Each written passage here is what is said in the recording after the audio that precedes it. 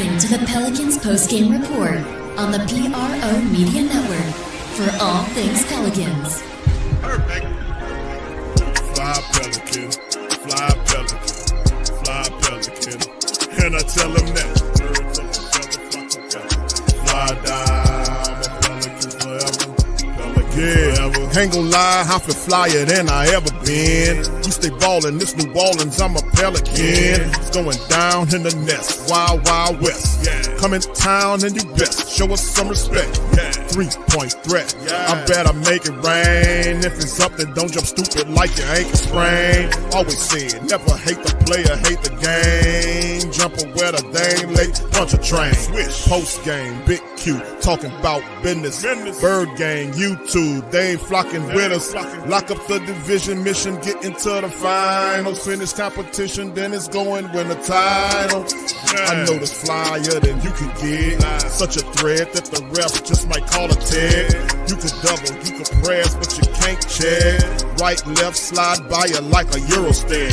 Fly Pelican, fly Pelican, fly Pelican. And I tell them that birds of a feather flock together. Fly down, I'm a Pelican forever, Pelican forever.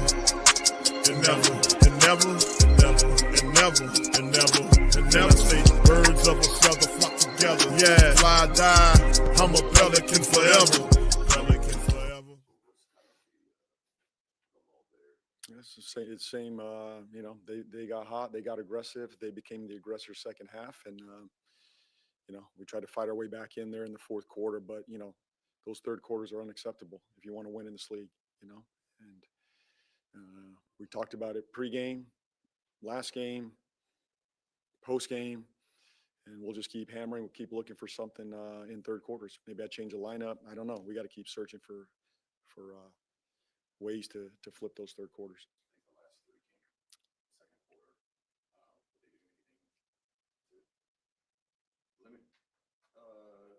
You guys on 3-point shots in the second half, or what did you see? No, I think they just had more effort, you know, and then their momentum started with them making shots. Then their defense picked up, you know, and we lost our force, our aggression,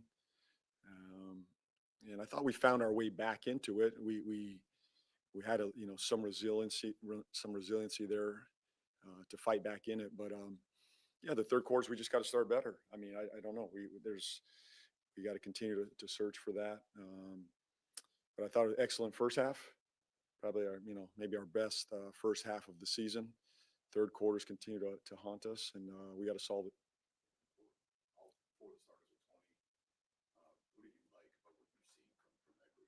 I think they're growing together. I really do. I think they're growing. They're learning each other, how to play off one another. Really talented group. It's great to be in these moments, these end-of-game situations. They've never been together in these moments before, and so these are valuable, you know, for their careers and as they grow as a team. And you know, these are valuable moments. But they're playing really well together. I mean, I was pleased with that group, other than the third quarter start. No idea right now. Good. Thank you. All right, shout out to the fan for all things Pelicans. Now tuned into the Pelican post game report. I'm Big Q. We got DC in the building, and you guys are in the building as well. Much love to you. As the Pels go down, man, they lose 8 straight game, but they competed in this game, man. You know, there's still a lot to learn from this team. You know what I'm saying? There's still a lot. We need to clean up a lot of mistakes, man. But nonetheless, you can see that the team is fighting to do what they can do to kind of get this thing turned around, man. So shout out to you guys for being in the stream. Do us a service, hit that like button as we get going. DC, shout out to you. What's going on, brother? DC? Yeah, can you hear me? Yeah, there you go. All right, go ahead, brother. Oh, I said nothing much, man. It's a regular Friday at this point, you know. The Pels still getting their ass kicked. Ain't too much change. I appreciate your optimism. Huh? Appreciate your optimism, brother. I can see the plantain pudding we made is very positive. I have optimism, but I mean, we should have won this game tonight, bro. Let's be real. You had some key plays down the stretch that cost us a victory. You know, Zion not closing out on Najee as he hit that three. Yeah, he walked up to that. I was kind of upset, but I was really pissed Right. about that. He walked up there. But go ahead, DC. That cost us the game, kind of reminiscent of that play. I remember when Trey allowed that guy to hit that three, and they could have gave him anything but a three. You know what I'm saying? The Trey play was obviously worse, but Zion in the clutch, man, I don't think he should have passed that ball, or if he did, I just think it should go back to him. But he's got to make that happen and command that. I do like the confidence from Fears to take that shot, but I just don't think he has proven he can do that in the clutch. And I mean, how else do you prove it but to do it in the clutch, right? And just cost us the game, man. Najee should never been able to hit that three. But even with that, I still think we could have won this game. And the ghost of Willie Green still haunts us. They let go of the rope.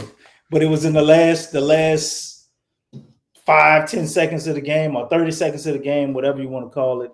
And we still are plagued by these third quarters. We had full command of this game the whole time. Dallas was, pretty much they could have been close to the point, ready to pack it in and just prepare for their next game if we could have kept piling it on. But we came out in that third as they made adjustments, and we all of a sudden we can't hit a shot. We can't hit a layup again. At this point, I think the third quarter issue is just mental, man. I referred to it on last show, and it just seems like one of the things they got to mentally work through. They've built habits of being losers.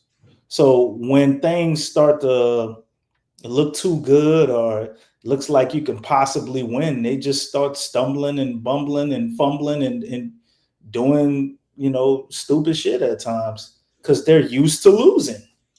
And then as those things happen, it's like, oh, here we go again. I bet you he gonna hit this shot. The type of things going through their mind, man. They got to continue to build winning habits, man, and keep going at it. But looking at the rookies tonight, that was amazing to see Fears doing this thing along with Queen. And, you had Zion and Trey, all of them scoring 20-plus points. So that's a very strong sign of, I guess, something to keep building and growing with. But this one, this is probably the first game we had in hand. What was that? The Charlotte game, I think, when Trey, what was that? Mikal Bridges, I think, hit that three. No, we beat Charlotte, right, Q? Yeah. Can't remember. What game was that? Was that no, Charlotte and Dallas are the only two victories we have, right? No, you yeah. I may have to look at it again, but I don't remember what game was that. Phoenix? It's so damn long since Phoenix we won the game. I'm trying to remember the game we lost and we should have won, but Trey, no, that was the Clippers game, I think.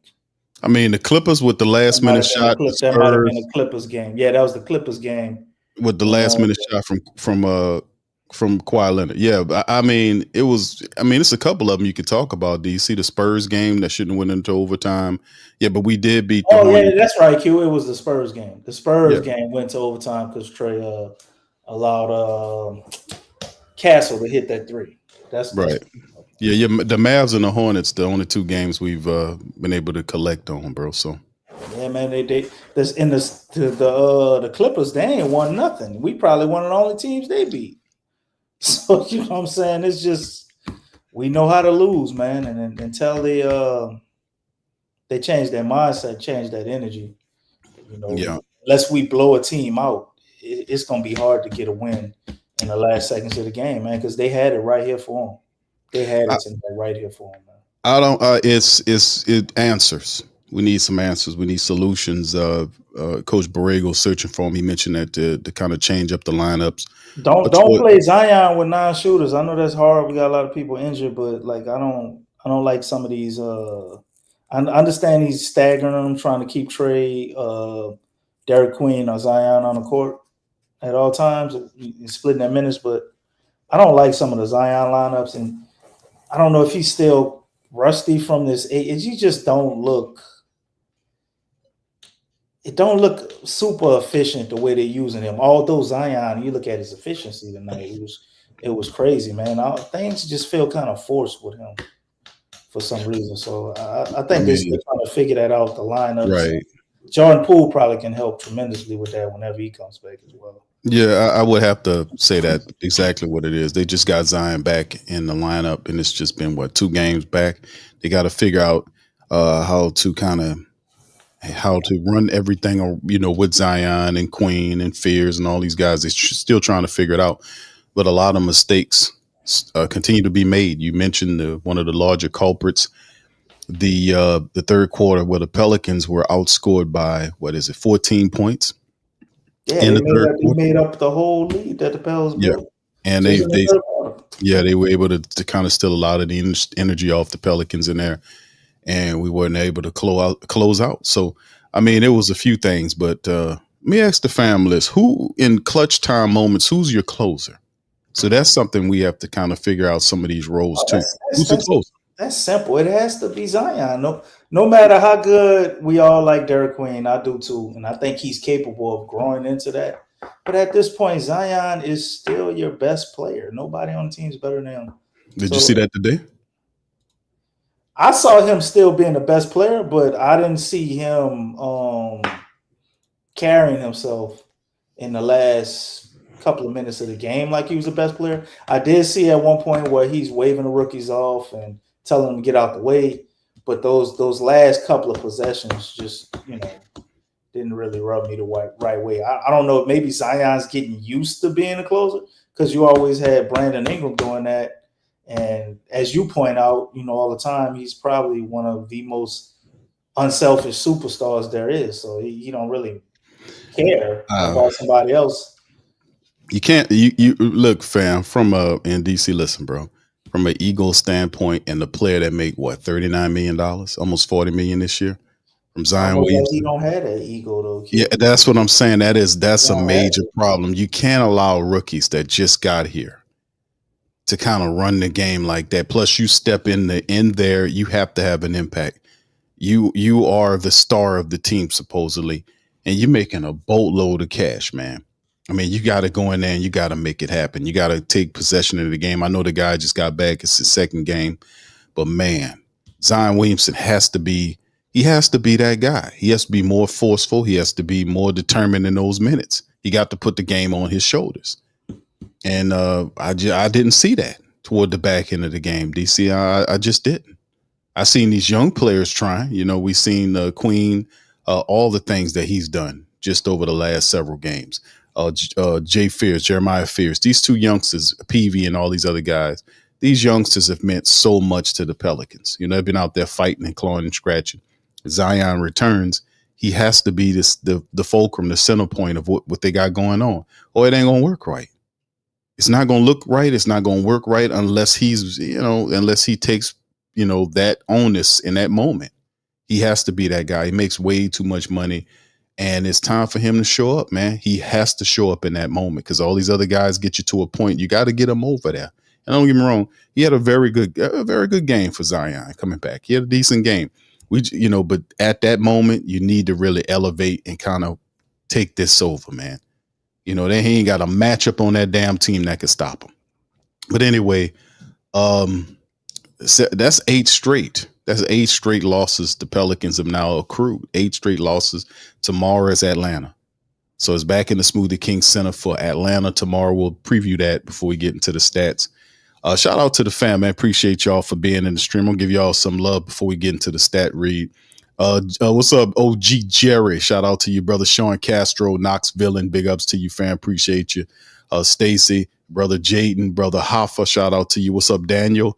Lavelle, big ups to you, brother. Good to see you in the building as well. Much love, fam. Appreciate each one of y'all.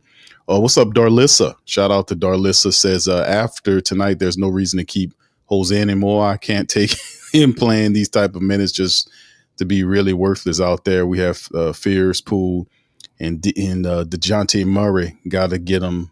Got to let him go. I don't know. Jose is doing some stuff, man. Murray's not ready, but it's a lot going on. Shout out to you, Ross. Much love to brother Ross, brother Don, Guillory, Cloudy Bat, Shout out to you, man, as well. Brother Trey, what's up, Trey? What's popping, bro? Miggy20, shout out to you, man. Much love to the fam. Appreciate y'all. What's up, Mike? Shout out to Mike as well. Appreciate y'all. Y'all hit that like button for me, fam. Charity Baby, what's up, fam? Appreciate you. Jedi Connor, what's up, my brother? How you doing tonight? Big ups. What's up, Steph, baby? Shout out to Steph as well. Big Sean, what's up, man? Appreciate you as well for being in the stream tonight. Much love, fam. Let's hit this stat read right here quick, DC, and I'll let you kind of ball on other players that you've seen as well, bro. Pels tonight were 42 of 91 for 46%. Mavs 40 of 84 for 48%. The Pels were 7 of 27 from downtown DC for 26%. The Mavs was 16 of 43 for 37%. That's ugly. The free throw percentage. I want to say one thing, Q. They 7 of 27. Do you realize that the Pels were like 7 of 15? So they didn't hit a 3-pointer with like the whole second half?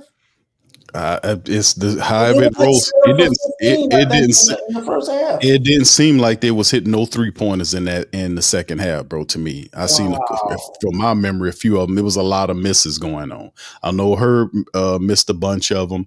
We seen toward the back of the clutch moments of the game when Jeremiah Fears took one, he missed it. Queen got it, he missed it as well. Matter of fact, he shot it, missed the whole basket. The game. Yeah. Right. So it was some stuff going on, and threes wasn't falling, and Dallas kept attacking the paint, man, and they made it gritty. That Cooper flag, man, is when his full game comes together, he's gonna be something special. Yeah. So 24-31 the Pels tonight, fam, for 77% from the foul line, 31 attempts. Mavs were 22 of 28 for 79%. Mavs did have 47 of 42 on the rebounds. Assist game 30-25. Mavs weigh 15, 9 steals. Pels in double-digit steals tonight. 15 of them. We couldn't do it. Couldn't help it. It get us in the win column. 9-4 on the blocks toward the Mavs. And the Pels actually kept the turnovers down tonight. Yeah. You know, there was only 13 turnovers by the Pelicans tonight versus the Mavs 20 turnovers. And Coach Borrego talked about turning teams over and converting, only 13. So they held that down, gave up 15 points off those 13 versus the Mavs 20, and they gave up 22 off theirs. The Mavs barely won the fast break game 19-18. Pels dominated the points in the paint 64-40 in the matchup. And then individually on the box score for the Pels, man, listen, man. What can I tell you, man, about Mr. Queen? Even though he wasn't the top guy, it was actually Trey Murphy tonight in 35 minutes. Trey had 25 points. He was 7 of 14 from the field. He was horrible from downtown tonight. 1 of 7 by Trey tonight, but he was perfect from the foul line. 10 of 10, finished with 3 rebounds and 3 steals for Trigger Trey Murphy. 20 from actually Zion Williamson is the second guy with 22 points in 30 minutes. Zion was 7 of 9 from the field. Whistles, man. Yes, right. He was 8 of 11 from the free throw line, which is really good for Zion. 3 rebounds, 2 assists, and 3 steals for Zion, and only 1 turnover in 30 minutes. That's impressive for Zion Williamson doing his thing. And of course, rebounds though, man. Zion got to give us at least 6, man. That's embarrassing. 21 points from Jeremiah Fears in 32 minutes of action, 8 of 12 from the field, 3 of 4 from downtown, shot really good. Free throws wasn't there. He was 2 of 5, had 7 boards, 2 assists. He did have 4 turnovers, but he also had 4 steals to go into the game as well for young Mr. Fears. And then Derik Queen. How about our 2 fantastic rookie players? 32 minutes also from Queen. He finished with 20 points, 11 assists, 7 rebounds and a steal. Now he did have 4 turnovers, but he was 8 of 17 from the field and 4 of 5 from the foul line. He contributed. Herb Jones in 32 minutes. Herb only had 7 points. He was 3 of 10 from the field, 1 of 3 from downtown. He did have 9 rebounds and 2 assists and 2 steals in the game. And of course, off the bench, not much scoring at all. We could have used some scoring off the bench. 20 minutes from Jose off the bench, 5 points. He was 2 of 5 from the field, 1 of 4 from downtown, 6 assists, 5 rebounds for Jose Alvarado. Mr. Sadiq Bey, coming back from injury in 18 minutes, he just really, didn't give us much offensively. 4 points on 2 of 9 shooting. He was 0 for 4 from downtown and 3 rebounds. So we didn't get much from Sadiq Bey. A little bit from Sadiq Bey would definitely have helped. Peavy came in the game in 13 minutes, 4 rebounds. Excuse me, 4 points on 2 of 6 shooting with a rebound and a block, a steal from him. Jordan Hawkins in 12 minutes, 3 points on 1 of 5 shooting, 1 of 2 from downtown. He was plus 11. And I think besides Jose, who's plus 2, they're Jordan Hawkins plus 11, man. Because when I'm looking at the game, like he didn't do anything. He hit that 1 3-pointer, earlier with us, first quarter maybe. But other than that, he didn't really do much. Yep. And then Eves, 16 minutes from Eves Messi, 4 points and 2 rebounds and a block from him. And like I said, not much shaking off the bench scoring wise, to kind of help propel the Pelicans tonight. And they fall down 118 to 115 to the Mavs. Now 8 straight losses. The Pelicans are now 2-14 now. So it's just the whole grows, man. The whole continues to grow. Well, it's getting kind of hectic, clip, man. You might have to. Well, I've been waiting to play that.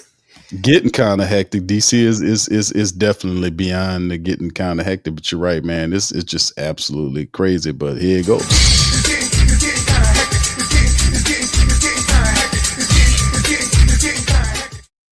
That boy wearing a Raiders hat too, and they suck this year. So as far as the Saints do, so he right on cue. That's right. But man, we got about a good 4 more losses, man. We gotta get a win, man. We gotta get a win. You got Atlanta coming up tomorrow night, and then with the whole thing with Zion, not even sure if he gonna play in a back-to-back.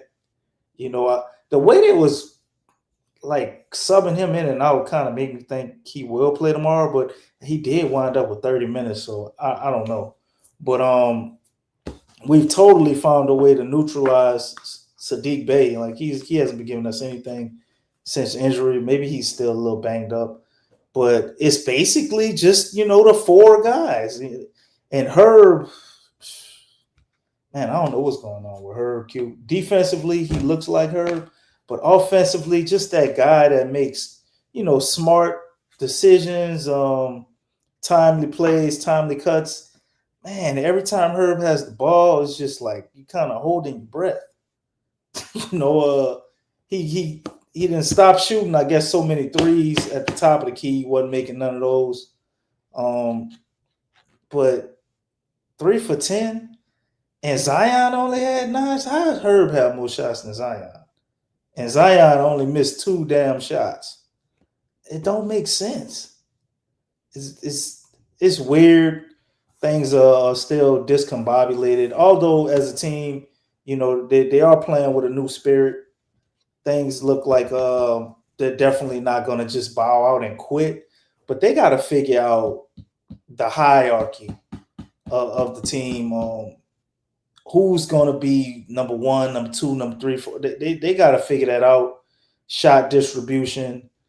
It wasn't too crazy, but the starters had to do everything. And whatever the lineups are going, it's just not meshing well, at least this game, with what we tried to do off the bench. Like, we didn't get really much of anything from our bench other than, Jose. He gave you 6 assists, 5 rebounds, 3-pointer. But tonight it still came down to the last possession. So even with all of that, they still, in my mind, should have won this game, man. Because Dallas had, I ain't gonna say they gave up, but they was fighting and scrapping. But you had a point there, maybe about 4 from the 4-minute mark on, where the Pels had gained the momentum in this game.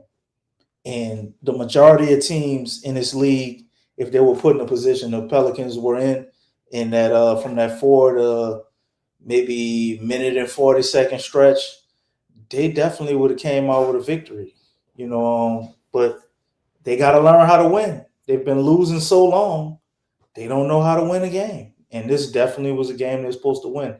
So if you look at all the games and add them up that they were supposed to win, the Pels should definitely be about 500, but they don't know how to win basketball games when it comes down to it, to just making the simple play, man, doing the right things and getting out there with a W. And that was highlighted tonight. So James Borrego got his hands full, and hopefully tomorrow we can go out and maybe get a game where we can have a nice cushion at the end of the game, because if they're gonna do the same thing I saw tonight at the end of the game with everything on the line, man, I'm not sure.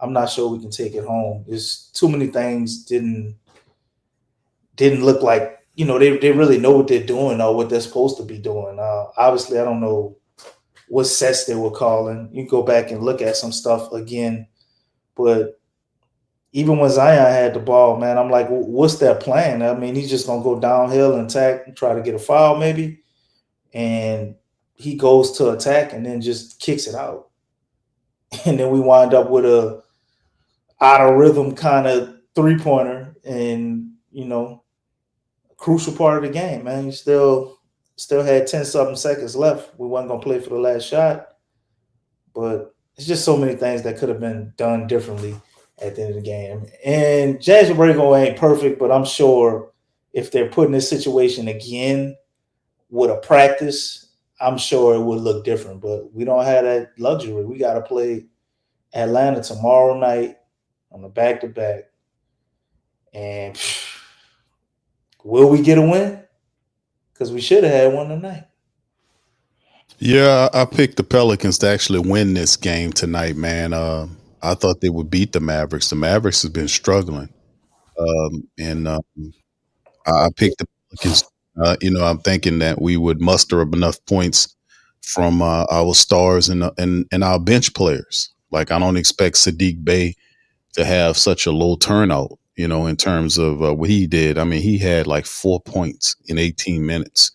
So we definitely going to need more off the bench scoring to kind of help, everything out. Like, we had 4 starters that scored 20 points or more in this matchup.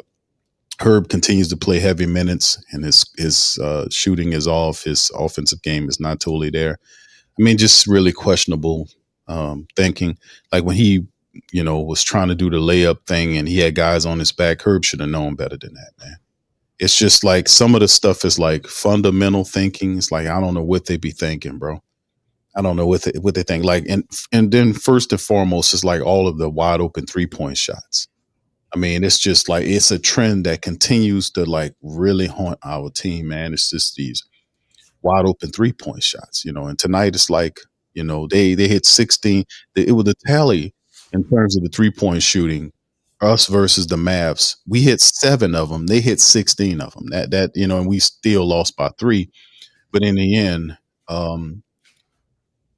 just being, Max Christie lighting them up, bro, for like what, 3 straight 3-pointers or something like that. Right. And it's just like, it's really crazy. It's like, these are NBA players, a lot of these guys. You cannot give them wide open 3-point shots. And it's sickening watching the Pelicans do this. Like, Zion walk up to Najee Marshall and not blitz him and run at him. Maybe he scares him and force him to take the shot early. You don't just walk up to him, Zion. Come on, man. What are you doing? Run up to him, rush up to him. This is a big shot. And ultimately that shot ended up just canning us. So it's like, learning how to win, DC, just doing the right stuff, doing the right stuff, just being smarter in the game plan. I know Willie Green was a garbage coach, but we done had Borrego here. Y'all have to have some sense of fundamentalism. You got to have something. I mean, it's just crazy work to me, bro. Like, the out hustling out of the Mavericks, out hustling the Pelicans on second chance boards, jumping up, tapping the ball back to them in certain spots of the game. Dallas wanted it more. Then they put the ball in the hands of their young star. And what did Cooper Flagg do? Cooper Flagg got to the basket. He got physical. He forced the fouls, and he was able to just his play alone with him doing what he do. They put the ball in his hands, and he was able to narrow the lead.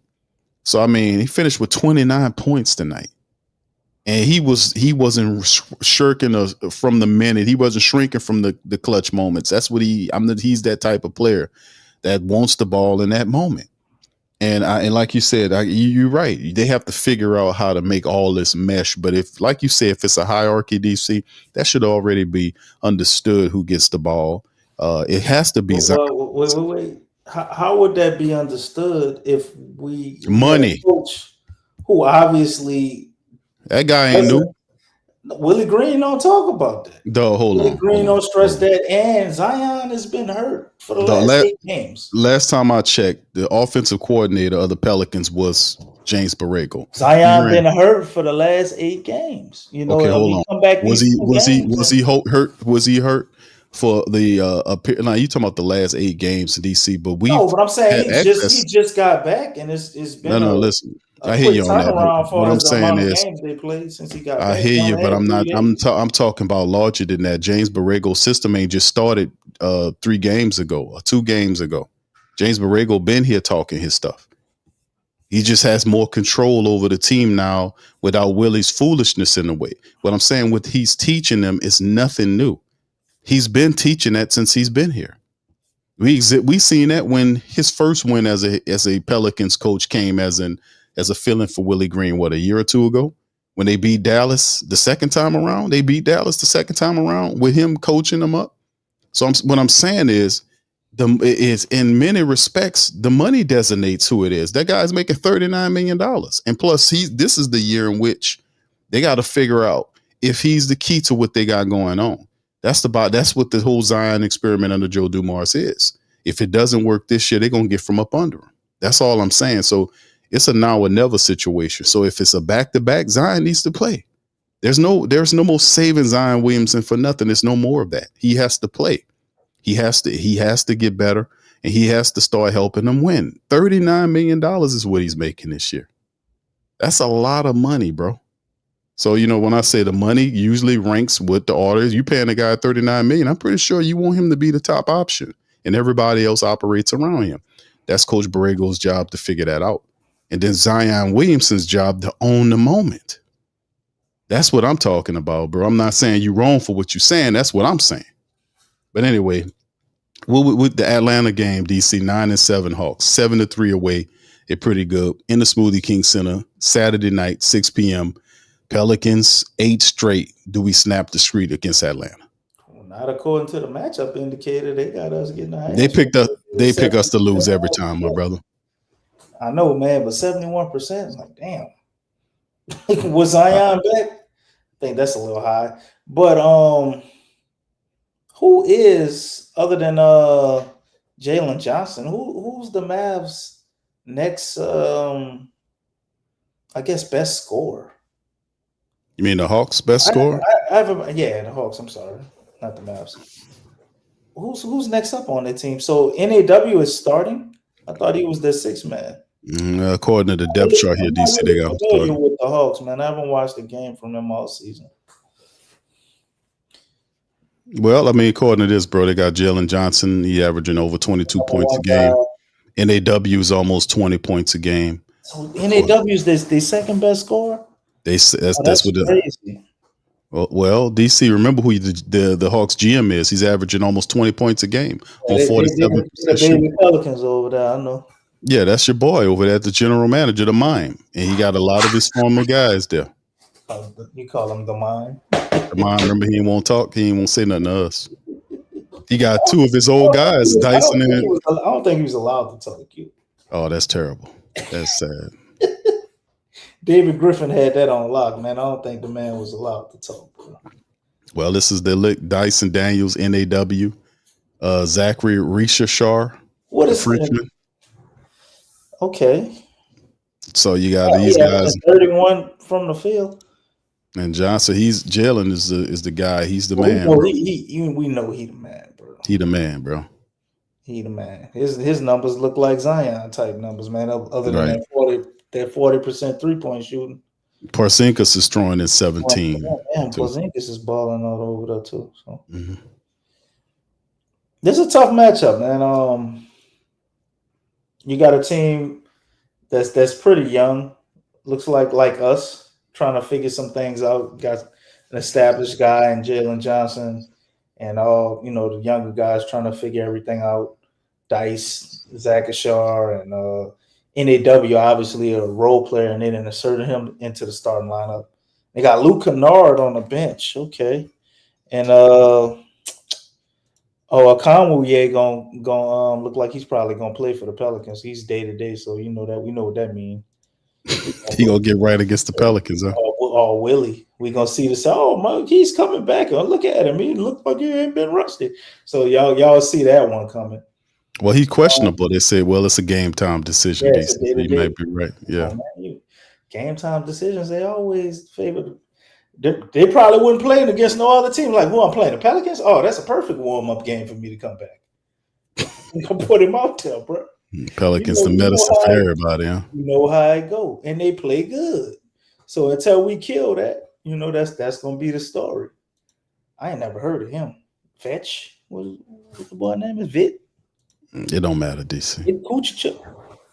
But anyway, a bunch of players I never heard of, man. Atlanta got like a farm league team almost, bro. It's a bunch of people I never heard of, man. With Trey out. That's the guy they drafted instead of Derik Queen. What is he doing? This Vit guy? Yeah, he on the third. No, Asa Newell. That's the guy they Asa, yeah, Asa. What's his stats? 5.2. 5'2" and 50% on the field. Damn, he don't get rebounds? I don't think Asa playing much, man. Yeah, must not be. Guess he still. Oh, damn, he's 6'10", 220 pounds. So maybe they're doing the some teams they try to sit him on a bench a while and let him get their strength up and all of that, and don't really play him much. So maybe they're going that route with him. But I think the Pels can get a dub against Atlanta. They're not tremendously more talented than us, but they're coached. But they do have a good coach, right? They got an identity. Team. They know what they want to do.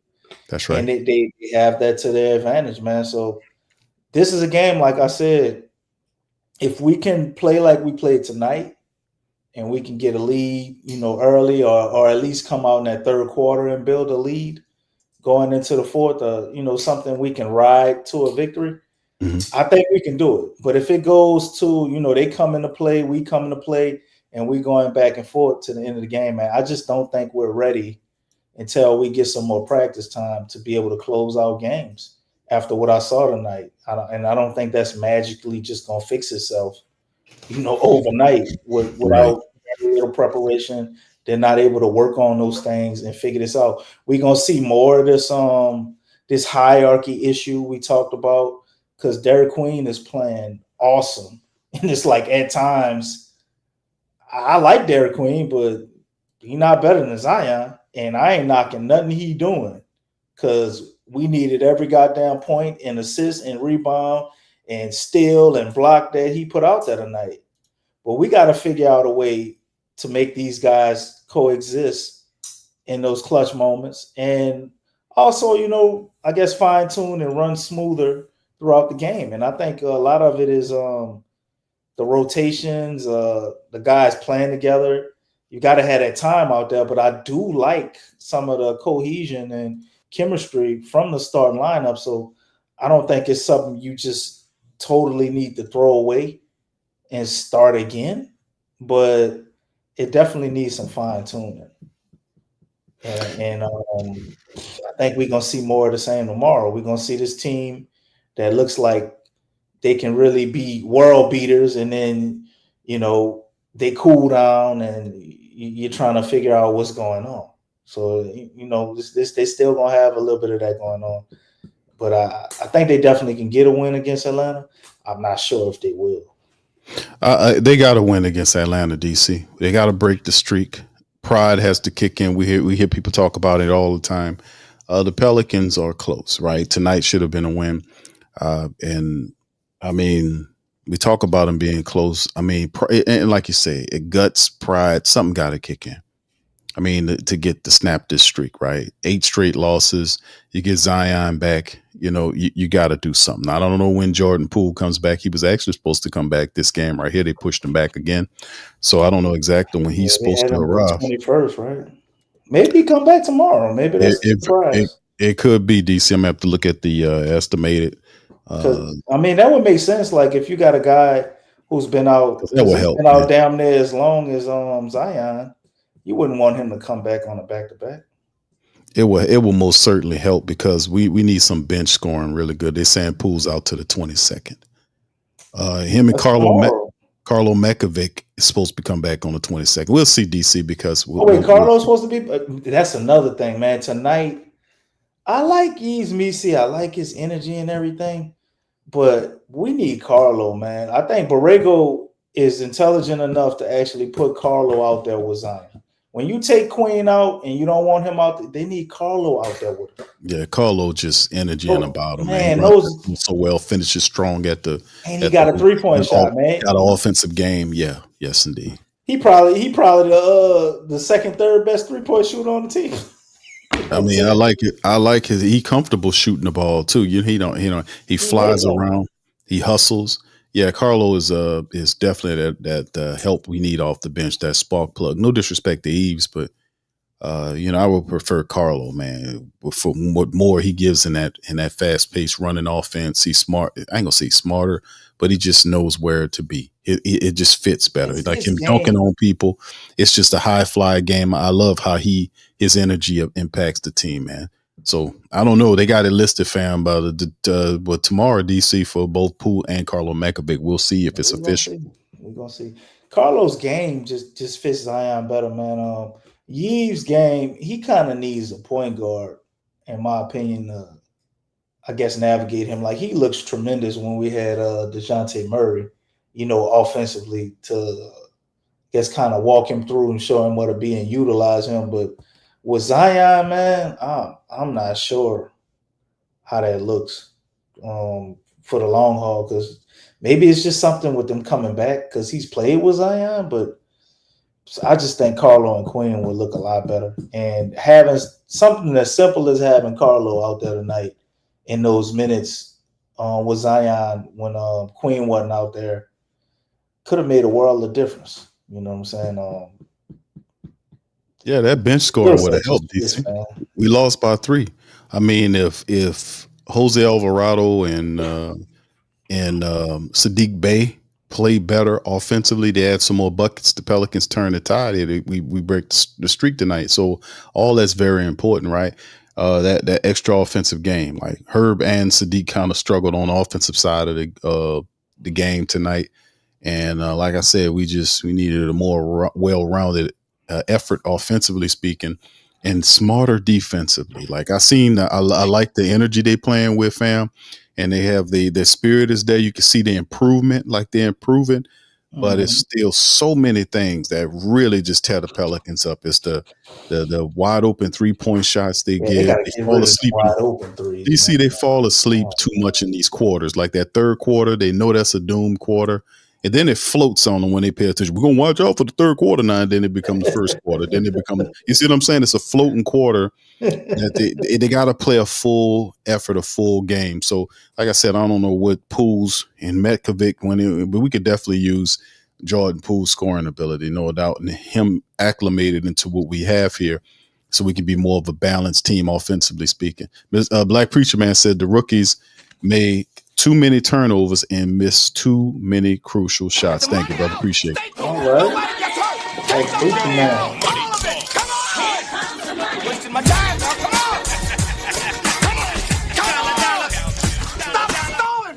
Go ahead, DC. Appreciate the 5 bones, Black Preacher Man, bro.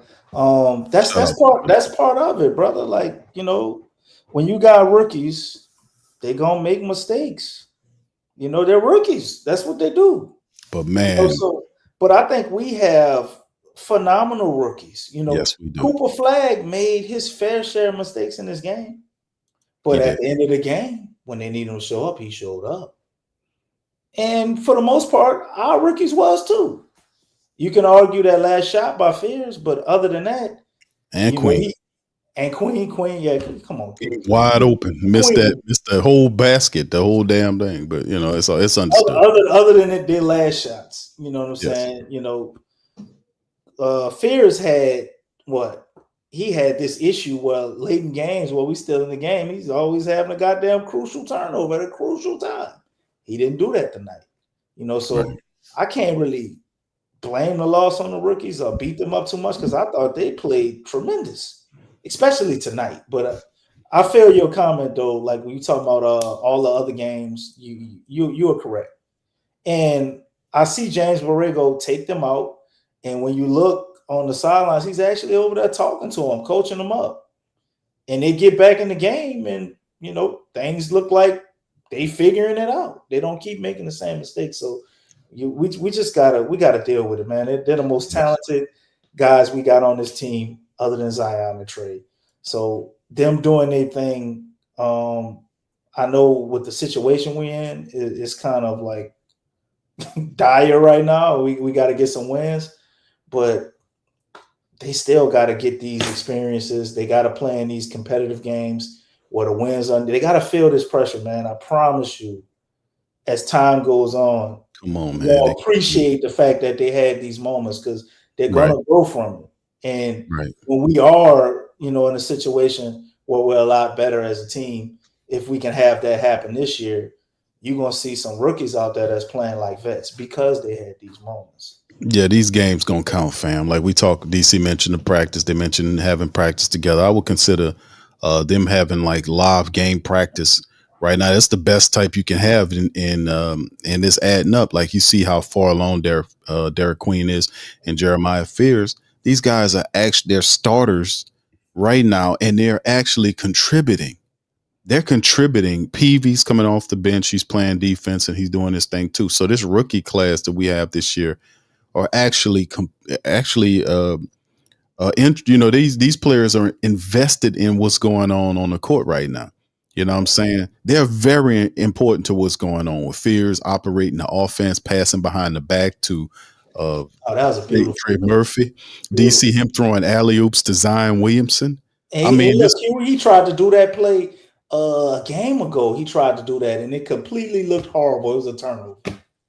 He worked on it, figured out the timing, and look what happened tonight.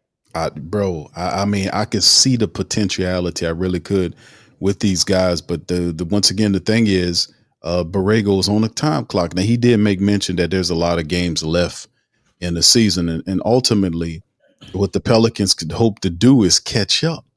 And like we talked about the scenario, and I won't go too far in the future, family, about getting in the position where you're in the playing tournament, and you just have to go all out to get one of those spots. And of course, you can end up one or two places, either in the 7th or the 8th seed or whatever it is. But that's still quite a feat for a team that started like up to this point, a 2-14 team that can turn around and get into the playoffs. Like I said, the Pelicans do have the talent. It's just, man, making sense of everything, like getting everybody lined up correctly, getting everybody back healthy, and having a functional system they operate through. Because you can start to see something shaking with them, because they do look different than what they were before. We just want some winning to come along with the learning, man. Black Preacher Man says they dictate too much of the offense.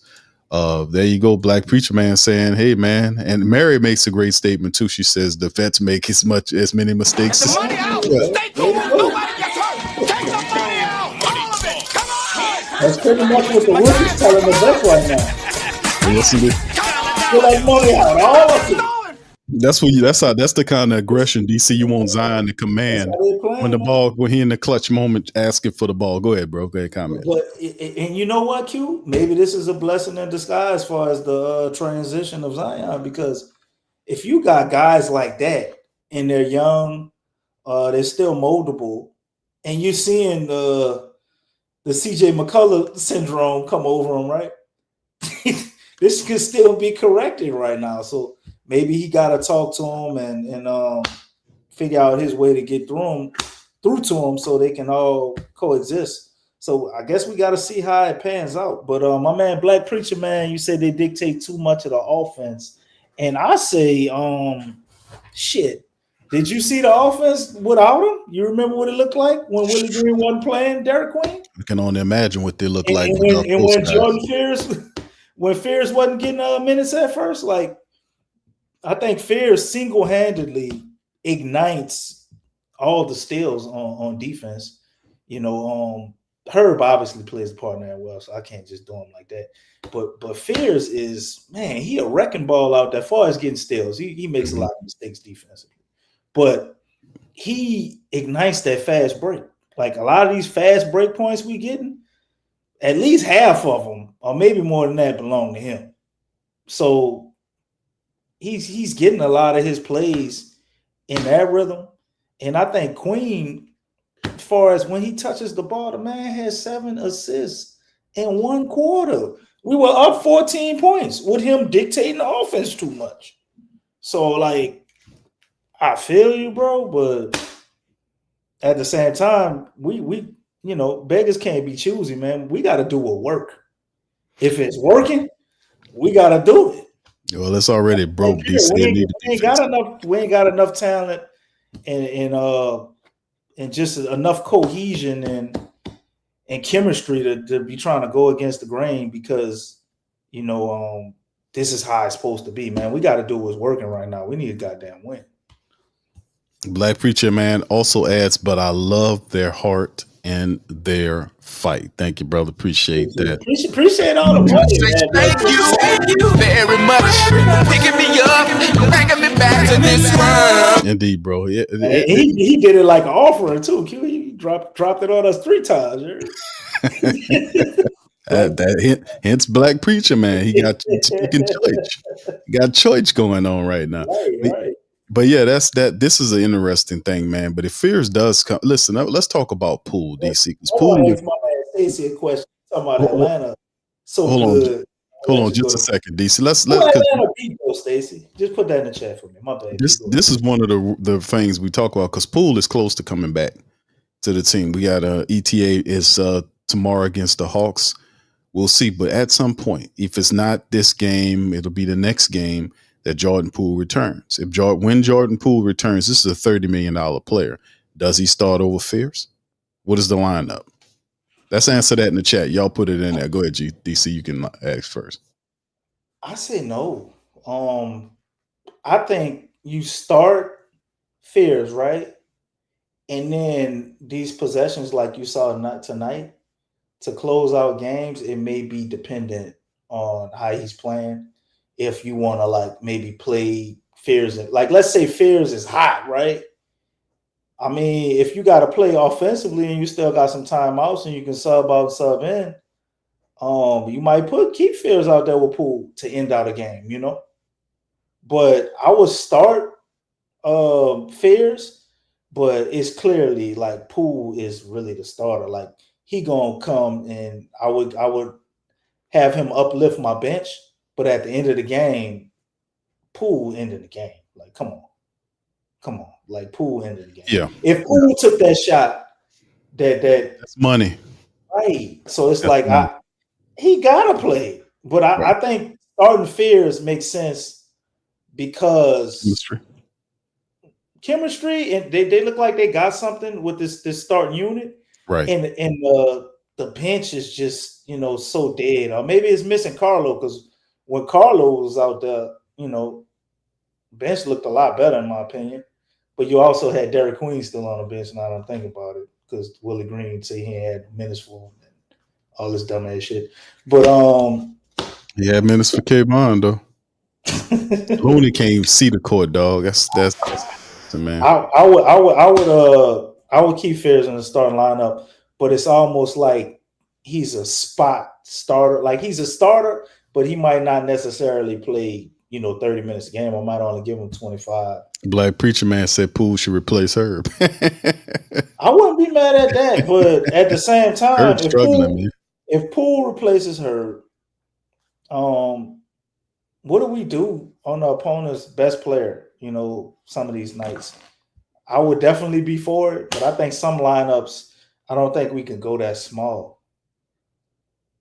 And I don't want to put too much strain on Trey and Zion to be trying to guard a 30-point scorer. Nah, Zion gets lazy, man. At times, man, it gets flat-footed and start reaching. I noticed, but Poole and Fears will probably be the worst defensive backcourt in the NBA. I'm telling you right now.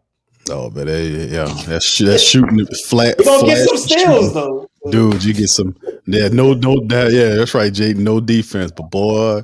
That's speed and shooting, yeah, right. That's speed and shooting, boy. But yeah, that's a point because Poole he doesn't like he didn't like Willie Green. Could Coach Borrego kind of let him know that you might not be starting because we got this going on here, but you will have starter minutes. you'll be in the clutch time moments. I think that will work for Jordan Poole. Like you got to make it. I think Jordan make it Poole work. would be fine with that, bro. But when Jordan Poole got benched, was it really because of his play though? He was averaging like 20 points a game. Like, Nah, he got benched because of his he wasn't unlikeness playing to bad Willie at Green. all. That's what happened. That was that Willie Green factor that was in there. He He did took not some like dumb Willie Green. shots and stuff like that. But I mean, fuck, him and Trey can hit logo threes, so they gonna do that sometimes. But I don't think he played bad to the point where he needed to be benched. He not a defender, you know that. So yeah, he got some defensive lapses. Nah, he was hitting them. DC was averaging 17 in them games, man. Through his stretch so far, he averaged 17 points, over 17 points a contest. We could definitely use that. I mean, along with Zion and all of the stuff that's going on. So, I mean, we think eventually, like Coach Borrego, it's only going to get better for him, but he has to be able to quickly find, the right, correct rotation. Not only the starters, I think he got something with these guys. He got starting with Queen, and you've seen the makings of it, but the guys off the bench, I think you're right. Karlo Mekovic is a big part of it that a lot of people discount. Carlo's game to it. He's a rim running big. He's flashy. A dunk on your head. He'll challenge the shot. He has an offensive game to him, something that these other guys simply don't have. I mean, he has something they don't have, bro. Kayvon's too slow. Eves is just, I don't know. Eves is just running around, bro. He just don't know what to do offensively. Defensively, I like what I see from him, but offensively, it's like you got to have a real good point guard, man. Just kind of directing him. Right. Yeah. When I roll, you roll. Right. But I think Jordan Poole going to the bench makes the most sense. Who else could we put in the 6-man position and get that much production too? I would like Jordan Poole there, to be honest with you. Pierce would be good off the bench, but he wouldn't be as good as Jordan Poole. No, you need a guy that can produce. You need a guy that can come off the bench and put up big numbers. That's the whole bottom line. Right. If we had Poole's production tonight, we win.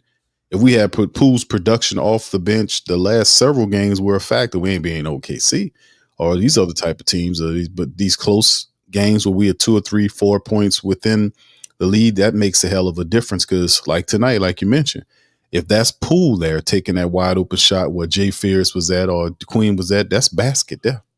Right. That's basket. Pels break the snide tonight if that's Poole there. And Fierce hasn't done anything to like get benched, in my opinion. Like he's been playing for, if I'm looking at it, I guess for just a player in the NBA, you would say he's been solid to good. But for a rookie, he's been phenomenal. For a 19-year-old rookie, like, I don't know, man. I just wouldn't want to mess up his confidence by taking that away from him, and he ain't really did nothing to lose it. Nah, he's doing good. Like, he's really good. So he's doing great, bro. And Stacey, I said, who has Atlanta beaten, man? You told me they're really, really, really good, but I'm like, who they beaten? Like, what makes them so really good? I haven't watched them, so maybe you're right. I don't know a lot about Atlanta, but give me some info in the chat, bro. You know you the Pelicans post-game scout, bro. You always coming with some knowledge, so put it up in there. Shout out to Stacey, man. Stacey do be dropping some definitely giblets of information in the chat. Shout out to brother Stacey. Man, Stacey pulled some stats up you ain't know exist, bro. He be doing it, man. Stacey, I gotta give him, bro. Stacey be on this shit. He a basketball encyclopedia, no doubt about it. Right. Yeah, he's a basketball encyclopedia. Shout out to my boy Stace. What's up? Shout out to y'all as well and the rest of the flock. I don't want to leave anybody. What's up? Appreciate you. What's up, Mary Kay? Shout out to you, brother Lionel. What's up, fam? Appreciate you as well. Much love. Tech Blitz is in the building. Jedi Connor says, do you think Herb hasn't found his footing yet, though? Look at Chris Olave. He ain't played the same first, the first 5 games. And then he been balling ever since because he found his footing. Yeah, and it's a part of that is true, Jedi. I mean, Chris Olave, it wasn't, I ain't gonna say it was all him because he dropped touchdown passes and was dropping passes that he usually catches quite easily. And he just kind of got out of his own way at some point. But, also the play calling kind of changed too. They stopped going so East and West and start really utilizing him in the vertical game. That changed everything. And like I said, these coaches, that's a part of the game too. You got to be able to set these players up to win and utilize their best attributes. And Chris Olave is a guy that stretches defenses. You got to do that. And when they start throwing that ball, like when he got that 62-yard touchdown catch on Horn, and then the toe tipping on the sideline and all this kind of stuff, that's utilizing him at his best part of his game. So just knowing those attributes and how to get them in position to be successful, that's a part of it too. But does that happen with Herb Jones? Herb's defense, DC, is there, man. Offensively speaking, still struggling to get put up shots, man. You know, he's still struggling getting them three wide open 3-point shots. He ain't hitting them, bro. He ain't knocking them down. So will he get there? I mean, I believe in Herb's work ethic. At some point, it has to start working for him, man. He works really hard at it, man. So I don't know, but I don't know, man, about Herb's 3-point shoot, man. It's just it hadn't looked good yet. I don't know. Can he find his rhythm from the bench?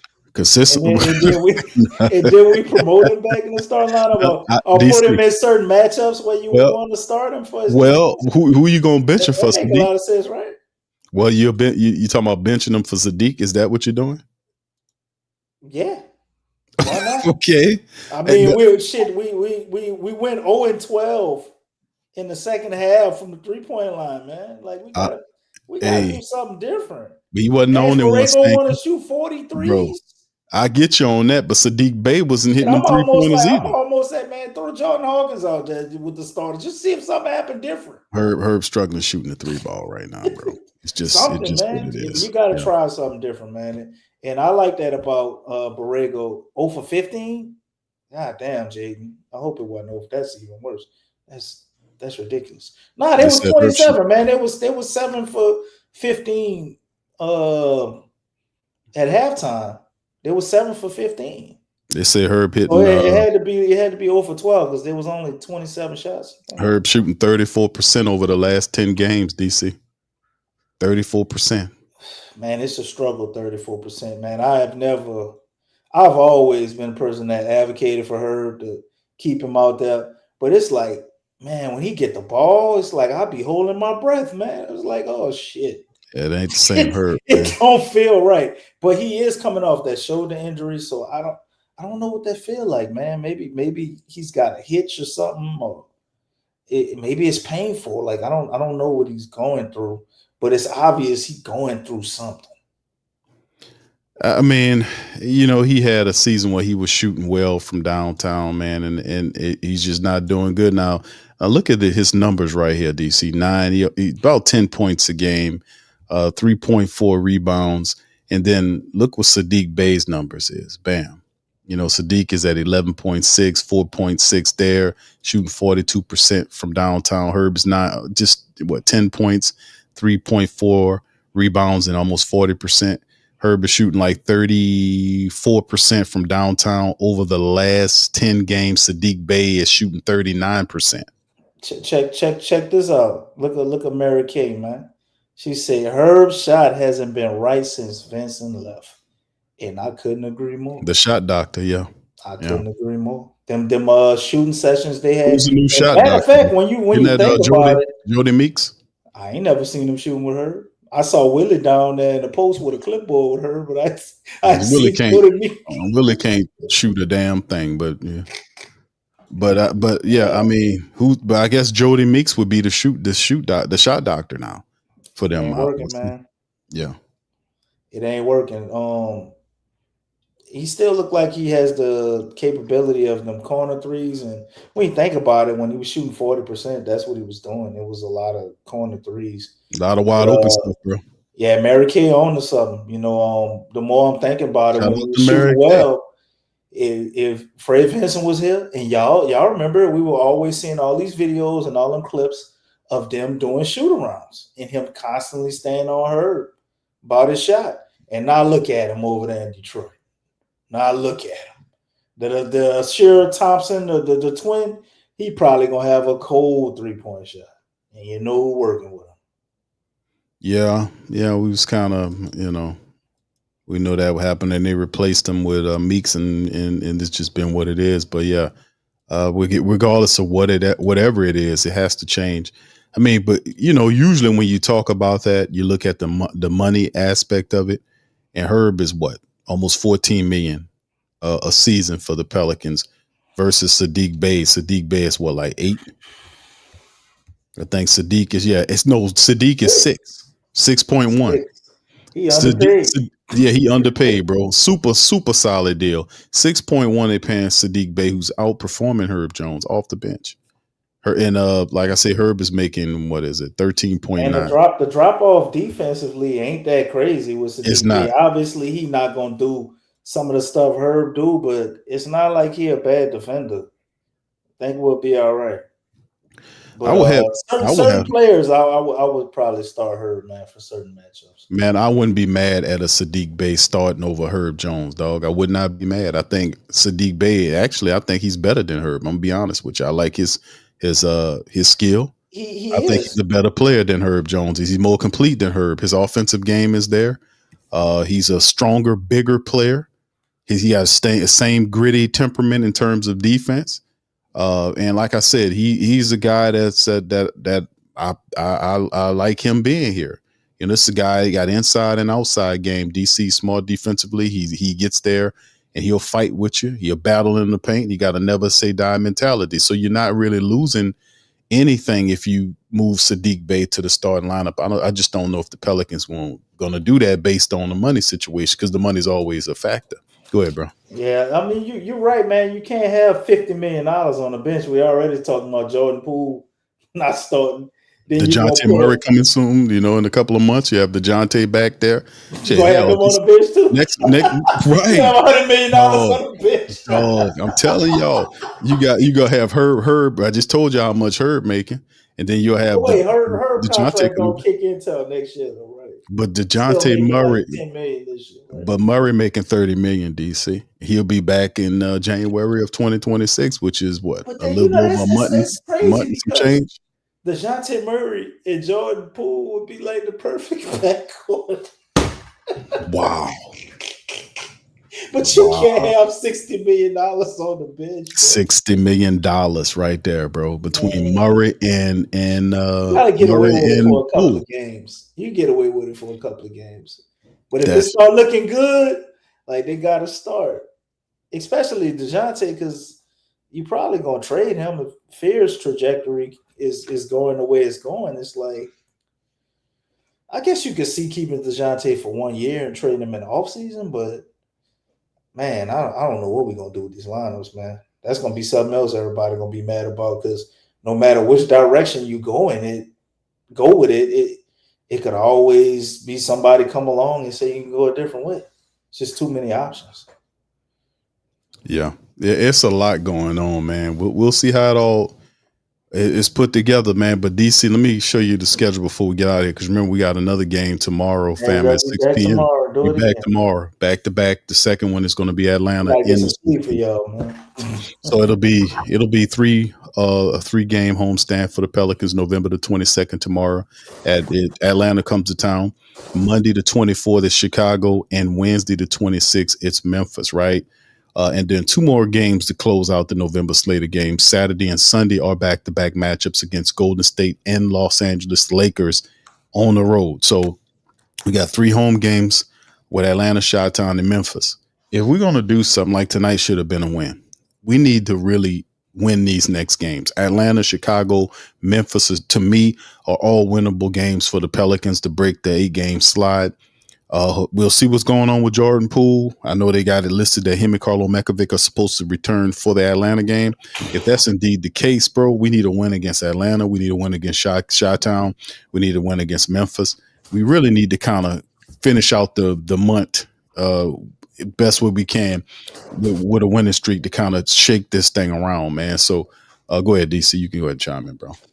Yeah, man. I mean, schedule definitely gets a little easier, but it isn't like it's it's just completely lightening up, right? You're looking at Chicago. Chicago ain't no cakewalk either. You know, they got Giddey over there balling, man. You know, another player we probably could have got. They got him over there balling, and you got to go against Golden State again.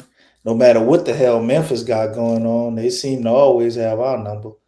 You know, then you got Los Angeles, Minnesota, which is weird. We play them back-to-back, the goddamn baseball little schedule. Minnesota is one we probably could take for sure. We just seem to have their number, man. Zion always seems to play fantastic against Minnesota for some reason.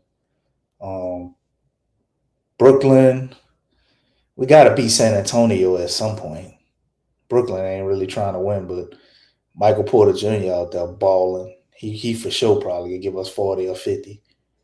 Yeah, but you getting DC all over the next 10 game stretch, bro. You getting your heavy hitters back. I mean, you getting all your guys back. You have Zion, you have Poole, you have Carlo. The only other player that you won't get back until next year is DeJounte Murray. So you'll have more than enough firepower supposedly to be able to beat in Atlanta, Chicago, or Memphis. And we getting 2 days off. 2 days off in between these games. So I think that's really beneficial right there. Yeah. So that's what I'm saying. I mean, we it's one game at a time approach, weekend, though. It's a one game at a time approach, but still in all, if you're the Pelicans, you got to be looking to kind of get right at home against Atlanta, like to stop the slide and then just continue to build on that. Just get that winning feeling and just work hard to keep that feeling, because they should be able to beat. And I can't say should. With the guys that we have, we should be able to handle business. But like I said, 2 questions: does Zion play tomorrow, and does Poole come back tomorrow? That's 2 questions. I say Zion should start. Shouldn't be no back-to-back on rest for Zion Williamson. I don't think there should be that anymore, being that this is the year they figure out if they're gonna keep him or not. And then of course the Poole thing. If Poole and Metkovic are back, this should be a win for the Pelicans. Chicago should be a gritty win. Memphis should definitely be a win. We should have beat them at the start of the season. And we're competitive against the rest of these teams. But like I said, we have to get on the plus side of this. They got to get a win. And then this Atlanta game is the one where they got to get a win at home. They got to break the slide, and they have to be able to do something positive, man. All this learning without winning is just not going to cut it. You can win and learn too. All I'm saying. At some point, the tide will definitely change, though, and they're going to go on and win some games, and you can almost feel like they're not supposed to lose when they lose a game. So it ain't going to stay this way. We're not 21-60 and 61 bad, this year. But they definitely need some time to practice, because we see it. You can see it, man. You can see when they come out and they got their game plan, they roll out, they look good. And then as it goes through the game and, the coaches go through adjustments and they go through different rotations and they're starting to shut down what you started the game with, that's where we kind of falling off, man. Borrego has to install more things, add more things, give them different variations of the ways he wants them to play. And he also said he's still trying to figure out things too, far as how they're going to play fast and be able to slow it down at the same time when they need to. So I'm still encouraged by what I see, but obviously, it's a race against the clock at this point. We 2 and 14? 2-14? 2-14, bro. Man, what's the standings? Let's check the standings before we get out of here. Why? How many games? Just to see how many games back we are. They got a lot of suck-ass teams in the West right now. Boy, you ain't tired of being depressed, boy? Hold on. You won't see the standings. Not from the first and second and third teams. How far are we back from 9 and 10? In the standings, in the playoff standings, is that what you're asking? In the standings in the West, man, yeah. Man, I don't think it's gonna be as bad as you think. Let's pull it up, bro. There you go. You happy? Yeah, I'm happy. There it is. You see it? You got your glasses on? Wait, hold up. Let me. Oh man, we 3 games out of 10 spot. Though. That boy said that like it's an easy thing, man. We got to get this team right, man. We just need to win 3 games. Well, really 4. We 4 games back. We Well, didn't win 4 games. didn't Sacramento beat us? We never No. played Sacramento yet. Okay. Yeah, my bad. And Utah don't want to win for real, man. I don't think Utah. Utah better than us. They 5-10. We sit up here at 2-14. That's an accident. They trying to tank again. That's an accident. They gonna start benching people and all that again. And again, you know what Utah gonna do? They gonna keep going at it till they look like they just gonna keep tanking till they feel like they got a superstar. Well, right now we set up as the worst team in the West, dog. You know, we underneath Sacramento. We might be getting somebody off of Clippers beat us. Dallas just won. Memphis beat us. We hadn't played Utah yet. Portland got a win against us. Golden State smacked us down. We hadn't played Minnesota yet. Phoenix beat us. Houston, we haven't played Houston yet. The Spurs won. The Lakers won. The Nuggets won. Oh, I ain't worried about the division right now. All right. Well, you the one asking for the standings. I told you 9 and 10 specifically. It's too early for that shit right now. I ain't asked about none of that all that other volunteer information. It's too early, man. Bro, it's too early for you to be asking what the standings is. I'm not delusional. I said not for 9 and 10. All right, there it is. All right, there go DC. Boy, it's kind of low, Q. Hey, bro, we got to win one game at a time, dog. That's all I'm looking at, bro. Yeah. Right now, these standings don't mean a hill of you know what. Right now, we got to win, bro. We got to take it one game at a time and turn this around, bro. That's the bottom line. All right. So anyway, with that being said, DC picks the Pels to beat the Hawks. I think the Pelicans will beat the Hawks too. That's what I'm saying. I got a comment from my girl Stacy. She said we got to get the 7th seed. We don't want Mary, not Stacy. I'm sorry. Why did I say Stacy? My bad, Stacy. Don't take it personal. Mary Kay. I got a good comment for her. I think that will be exactly what this team needs. Think about it. I remember a Thunder team. I'm not saying the Pelicans or the Thunder when they were young, but I remember them going up against the Lakers. And they challenged the Lakers. Although the Lakers won that series. And I think they go on to win the championship that year? I don't remember. But that totally turned their franchise around. And that next year they came out like game busters because they had the confidence that they could at least hang with the Lakers or they could compete with them. So if this team actually go on a run and get that good to be able to jump up in the standings to 7th or 8th, I would be happy about them getting that AC and going up against OKC. They need that challenge because let's say we're in another seed, anything is possible, but I'm not putting the money on the Pelicans getting out the first round. This pretty much would be a successful season if they make it to the playoffs. That shit would be phenomenal. And the amount of energy and effort is going to take to make it there from a 12 and 14 start. They might be out of gas by the time they get to the playoffs. But anyway, I wouldn't want them to duck anybody, man. Go up against whoever's there and put it all on the line and you see where you stand. And then we can make whatever adjustments we need to make in the offseason. So even that situation will work to your benefit. Well, like I said, man, a lot of woulda, coulda, shoulda. Though. I'm about to try to tell you, bro, we ain't nowhere close to none of that, man. Not even the slightest. I don't want to watch any standings right now. We're not ready for none of that, bro. We got to take care of business one game at a time. When you 2 and 14, bro, and on an 8-game slot, I mean, and like I said, it is, you're getting all your heavyweights back. You're getting Zion. You got Jordan Poole supposed to be coming back. So, I mean, that's like 40-something points between two players that you gain back. Still need another 5-6 games, Q, to kind of gel. I hear you, bro, but that's where it starts. When you get them, soon as they touch the floor, they practicing when we don't see them. So when we finally get in the games, bro, they got to put it together. And you don't have to play perfect to beat teams, but you just got to have more of an effort. You got to hustle a little bit more than the other team. You got to be a little bit more smarter than the other team. Like you mentioned yourself, tonight was supposed to be a win. No way you're supposed to lose to the Mavericks. Right. Not tonight. But once again, we're 1-7 at home. We have to be able to find a safe ground to grow. Like, they're not good on the road. They're not good at home. The Pelicans have to develop, and have some place where they feel comfortable at, especially at home. They're going to have to protect home better. They have to play smarter here. I don't see any difference in style of play away versus home. They don't salvage none of the energy needed. Like, if they could have better effort games, man, we could turn some shit around.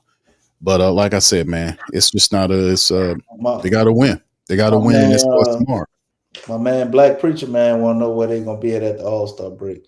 I'm going to tell you, me personally, I would just say somewhere under 500. I don't know, Black Preacher. That's a safe ass bet. I don't know where they would be at the All-Star break. I truly don't. I think we might actually need to pull off a trade for somebody, even if it's just some bench shooting or something, to actually get things going in the direction we would want them to go, far as them being able to go on a serious win streak here. I think they might need a little help, other than everybody just getting healthy. So I don't know. Where you see them at the All-Star break, Q? I don't know, bro. Safe ass answer. I don't know, bro. Just be honest with you. I don't know. I really don't know, bro. But you had a better answer the way you was critiquing me saying that. Well, I'm gonna mess with you anyways, but that's the reality. I don't know, dog. I don't know. Because like I said, I can respect what they're doing. They seem to be giving it more effort. But if they want to do something, bro, they got to galvanize a lot quicker than this, bro. It's like I said, it's not like these people haven't. This is a new coach. This guy been with the team for the last 3 years. A lot of these players been on the team more than that, for the summation.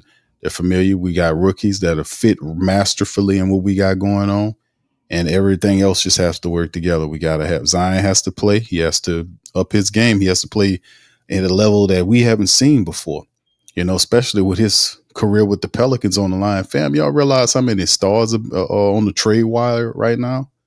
Right now, it's a lot of players on the trade. I mean, really good players that's facing trade scenarios. LaMelo Ball is out there in Charlotte. He wants to be out of there. Ja Morant, he's done in Memphis. They got a couple of really good players, and if Zion don't step his game up, he could be one of those guys on the trade. So there's a lot of heavyweights that could be moved around come trade deadline. So, like I said, man, it's this year it's going to be something else, man, for us. Like no other. And this is the year where we get clarity on if Zion's a part of the future along with these young players. That's why Fears and Queen is about. Let me tell you, Queen and Fears are winning people over, man. The hardcore Zion supporters, man, they kind of looking at Fears and Queen like, man, we might have to ship this guy out and get some more weight and some more assets to help build these guys up. That's what they're looking like. And when you see Fears, and even though it was first game playing with, in this type of thing, and you see him conducting the offense, Queen throwing passes to Trey on alley-oops and him throwing the ball, all this kind of stuff. This is, hold on, man. I'm thinking, hold on, where's Zion? This is your team. You supposed to be the guy doing this type of shit. It ain't supposed to be the rookies. These are rookies. You the guy making $39 million. You supposed to be, and all this kind of stuff. But like I said, we gonna see what it is as more games and things unload. Zion is just too agreeable, man. He's too agreeable in many things, man. This is your team. You're making all this money, bro. You got to be the guy that makes the shot, bro, to justify the money. That's what it is. Go ahead. You got the last word, bro. I truly wonder sometimes, man, does Zion really love the game? Or is he just really, really, really good at it? Does he love the game? Does he really love the game, man? Because when I look at basketball, and you go back to our era, we feel like we had the best era, right, Q? From the 80s to the 90s, 2000s, right? I can't think of any player that I really, liked or admired, man, on that basketball court that would let that be an issue. Mm-hmm. Everything you just said, it would be known. I mean, if you got the fight to let it be known, even with your teammate, it's gonna be known. Right. It wouldn't be a thing. But I also got to understand that like this is a different era, and these guys they different. It ain't like Zion is the only player that have some of those tendencies like that, Although I would say he's probably one of the worst as far as his talent level, but you got a lot of guys that are like really, really good at this game, man, but they just don't have that same passion, that same competitiveness. And I think that ties into, all the time that they miss with injuries and all of this stuff, man. Some of these guys we used to watch play, they looked at it as an honor to be able to play this game, just to be able to play it. So they didn't even want to miss a game. Like, man, I'm getting paid millions of dollars to play basketball. Listen to no goddamn game. Right. If I could walk, I could play. That's right. That's how they felt. But this era, they don't look at the game that way. And you do have some players that do. But the ones that do, like, they truly love the game. Like, they love the greats. They look up to them. Zion talk that talk. He made me think he do when you listen to him talk. But when I look at certain things, man, I kind of wonder, like, is he just gifted to be able to play this game? And he don't really love it. And that kind of goes to the things we was going back and forth about, as far as him, being able to expand his range and take some shots, which you did see him do a lot more that tonight, don't you? Yeah, I seen a few things for him, bro. He was taking the middies. He was taking 5-foot hook shots and little different stuff like that. We got inspiration, dog, with Queen's in his offensive bag. With Queen in his offensive bag, DC. I mean, Queen taking 3-point shots. You don't see Zion. I mean, some of this stuff. Zion watching the rookie, right? He watching the rookie shoot 3-pointers, middies, battle, twist and turn, miss some whole goal in clutch, but he still got the confidence to shoot it. Right. So that's what I'm saying, man. It's got to be motivation. Like, man, this is my team. Where's your pride, dog? Like, if you supposed to be talking like, yo, we gonna turn this around, because it's a lot of times these teams, some of the best teams are star led. Like, you have to have your stars to come together and say, hey, fam, we're gonna do this. We're gonna galvanize and we're gonna play through me, stand on my shoulders. I'm gonna take us to victory. I'm gonna get this, this sort of thing. Like, you see a leader do, like taking the shots, the big moments in the game, like the clutch time we seeing here in the Mavericks game.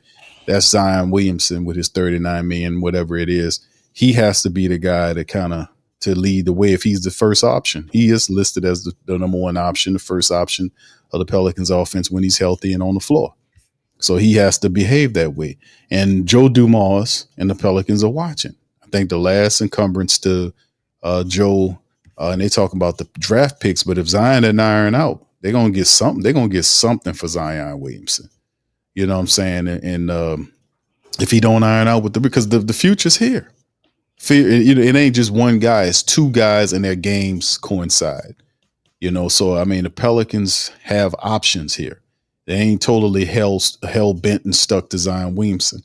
That's why a lot of the Zion trade talk is saying is being pushed forward now, because the team sees and people see that Fears and Queen are the future. Zion is the present. So if he doesn't show that he can take him to that next step, it's time to go beyond and find assets to help build these young people. I know you're trying to get out of here, man, but you go ahead, DC, speak it. Gives me another question, though.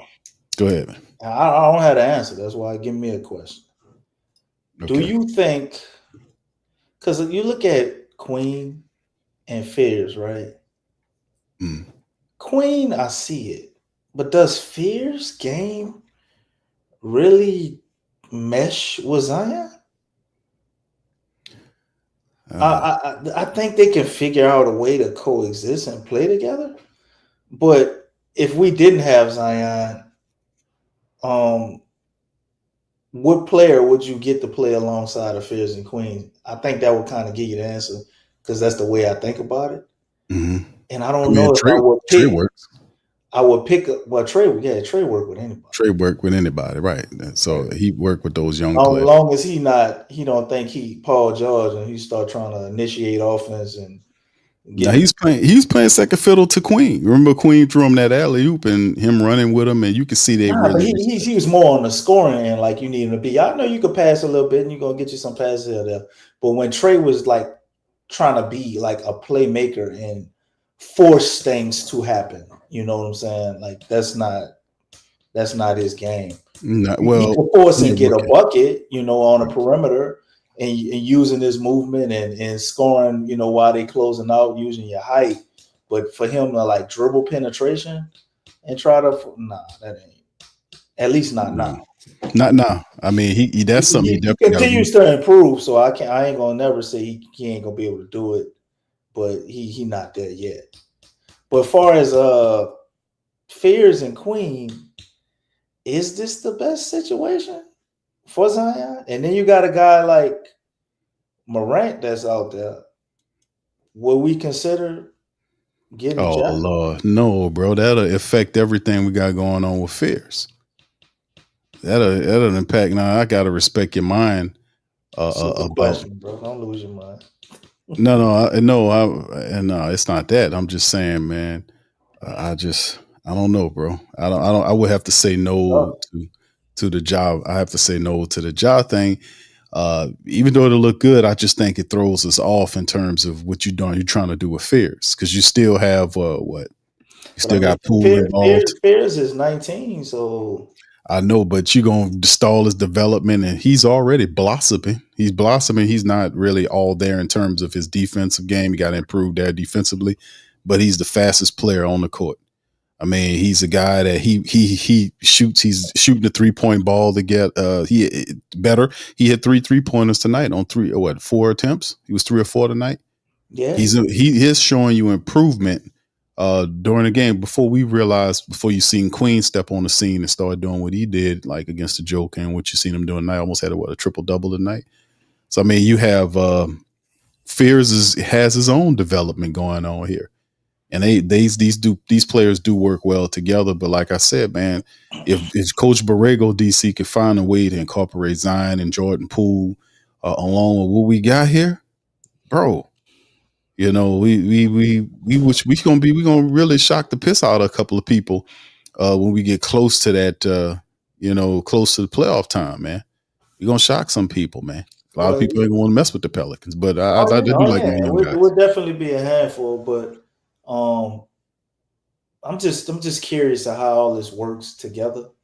And, I wanted to work out with Zion. Obviously, this is his last shot, and it's like just the way the team is built. Like they're pretty much designed to be able to continue on, without him and not really miss much of a step. Just the way that we've built the team. About Zion? If we can plug in a certain player that gives us some of what he can give us, right? As far as the ability to draw a double team and whatever we get back, the team can keep moving forward, and progressing, because the rookies ain't gonna do nothing but get better. They only gonna get better, right? And you would have another.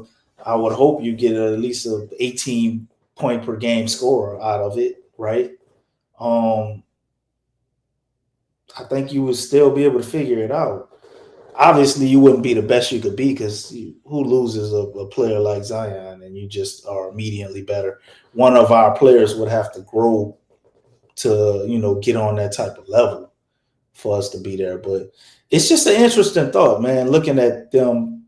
They've constructed a roster where it's almost like they're trying to do 2 things at once. It's like they're trying to build for the future, but then also contend right now.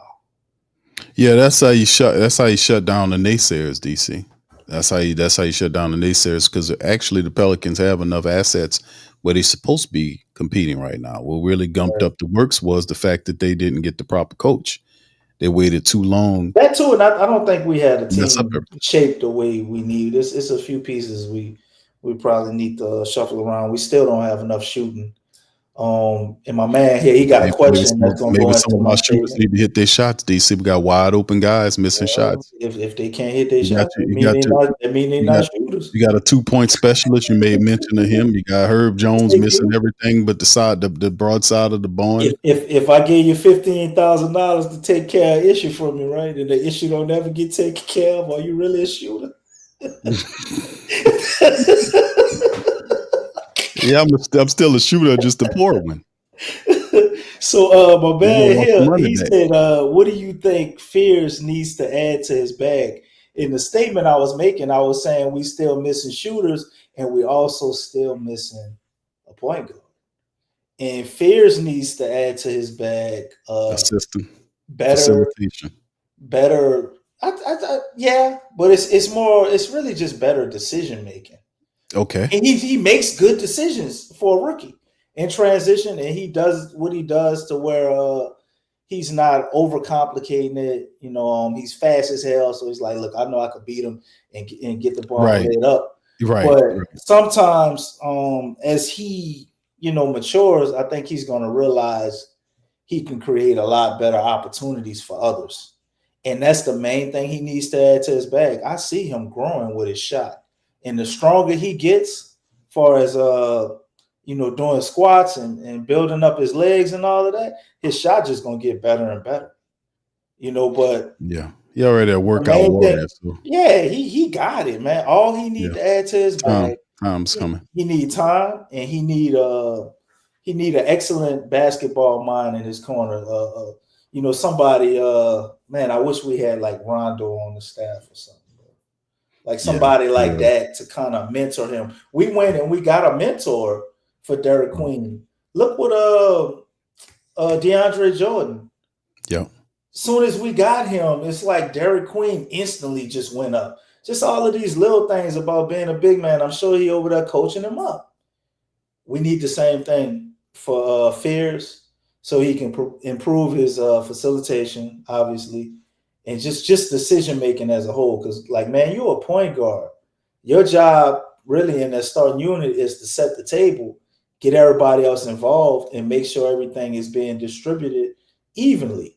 Now, Queen, he's got that passing prowess, and he's just a special passer.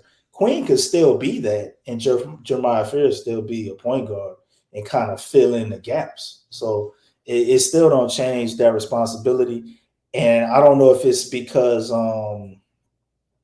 he got a little too much Chicago in him, man. Chicago dudes, they ballers, man. They be buckets. They know how to get a bucket, a lot of them. And I think he's just got to go through that process. Because when you really think about it, other than Chris Paul, he was one of the phenoms as a point guard that just came out and was like a ready-made package, right? But most point guards, they kind of go through, a little butterfly in the cocoon type effect. Like you even look at Shea, people would probably consider one of the best in the game or the best in the game right now. When Shea was a rookie, you seen flashes, right? I remember watching him on the Clippers. I was like, damn, I think he's going to be good. But he wasn't nowhere near what he is now. What he is now, yeah. And it took him maybe about 3 or 4 years when you really saw him be like, oh, shit. Right. He one of them ones, So, a lot of point guards. You seen it with Halliburton, bro, when he was with Sacramento. I seen it with Halliburton with Sacramento. Great example, Q. Yeah. Great example. Even Jalen Brunson was a little more obvious, but you seen something like that with Jalen Brunson, too. Oh, he kind of had to play the 2 with Luke because his situation was a little weird. Right. But, them guys, they go through metamorphosis, man. Really good point guards, and what you see them as their rookie year, they don't kind of in their career as, man. They definitely evolve. Yeah, it's he's what is he, 18 years old still? He's like 18 years old or something. 2 weeks ago turned 19. 19, bro. Damn, he's 19 years old, fam, and doing this at this level. So I mean, just imagine in a couple of years what he looks like, man. And he's a level-headed guy, and I know he's gonna improve his game because he's always in the gym. So he's going to improve. Him and Queen was the proper choice. And let's not forget Peavy, too. Peavy is a solid player. All of the rooks are solid contributors to what the Pelicans got going on. We just need the vets to step up and handle their business. Right. You know, that's what we need. We need Herb. We need Zion, Herb, and Trey and them all elevate their games. Jordan Poole to be healthy, elevate his game. We need these bigs, these vets rather, to kind of, set the floor and, and take in the blessing that these young guys are giving, man. Queen and Fears are starting, and they're adding an electricity to the Pelicans, and we need to take advantage of that, man. Man, another thing too, we talking about Fears averaging 2 assists a game. I see you, my man, Jade. Do we ever look at potential assists? Because we just was talking about it. Nobody counting potential. You said the Pelicans went 0-15 from the 3-point line in the second half. Who all the potential assists going to? That's true too. I'm sure if guys were hitting shots the way they were supposed to, I'm more than sure Jeremiah Fair wouldn't be averaging no damn 2 assists. A lot of missed shots. He would have at least 4 or 5. This is true. Sure. For sure. This is true. Good point. Yeah, a lot of that is a lot of missing going on, bro. That's a lot of missing. Herb, Sadiq, a lot of 3-point missing in these games, bro. The last several games, a lot of 3-point missing. At some point, that has to be addressed, man. At some point, like they're just leaving Herb alone. He in the corner, he ain't hitting shit. So at some point, a lot of that has to be addressed. These shots got to start falling. Or he got to adjust and do something else to get guys out there. Guys have to start shooting better, especially when they're wide open, man. You're an NBA player. You got to hit wide open jump shots. Yeah, they look like they're using the drop-by-drop method, though, Q. Every game, we look like we get a little bit better. but it's still another crack somewhere we got to plug a hole. Yeah, it's just a lot of problems, though, DC. That's the problem, man. You see them fighting, but it's just they still are plagued by these Roman quarters that pop up, and they lose. They lost by 14 in the third tonight. Roman quarters? It's a Roman Phantom quarter that pops up throughout the game because they'll pinpoint. It happened early in the season. They'll watch that third quarter and like we pinpointed the third, then it'll become the first quarter. The first quarter when they get blown out. The third quarter becomes the first quarter. That's a Roman Phantom quarter that happens with the Pelicans that we have to be able to put together a full game. You can't let teams blitz you like that, and it just can't happen, man. We can't let that happen. So. Like I said, they got to get smarter about a lot of stuff, especially these wide open 3-point shots is really troubling. It's really troubling. These wide open 3-point shots, offensive rebounding, and just doing a lot better from the foul line. The fundamental stuff. Let's offensive rebound. Let's hit the free throws. Let's play better defense. Let's communicate better on defense. We didn't have too many dumb switches tonight. In the game, we have too many of them dumb switches, but they're getting better. And you're right. It's like the Chinese water torches. One is incremental, is that it's getting better and better. But it had to culminate with a win against Atlanta. I mean, if you, like I showed y'all the schedule, the next several games are games that with healthy people, the Pelicans should be able to beat the Hawks. They should be able to beat the Memphis Grizzlies. They should be able to beat some of these other teams and start a winning streak. To kind of get going. 8, 9, I don't know if they can do it, but 8 or 9 games, one game at a time with Zion back, man, and our rookies playing this way. Coach Borrego's an intelligent coach setting up everything. We have to put wins together, man, if we're going to make a dent in this stuff. We got it. We got to at some point. Go ahead, DC, your final point before we go. Yeah, well, we'll be right back here tomorrow to do it again. And if they could just take that next step and start hitting some goddamn shots. Yeah, Hawk, you're right, bro. Who said that? The brother New Orleans. Yeah, you're right, bro. Hawkins got to hit that shot too. DC called him a 2-point specialist. He done dropped him down. 2-point specialist, dog. he switched that midi, bro. Specializes in hitting the 2-point midi. But I ain't mad at him though. He ain't feeling the 3. He got the mid range, so I ain't mad. At least he hitting some kind of shot. He ain't not missing, everything. So he just got a little close. That's what the game is. You can't hit the 3-step closer and hit the jumper. Pacer Stink says, what do y'all think about my New York guy, Jose Alvarado? I've been waiting for my Knicks to trade for him.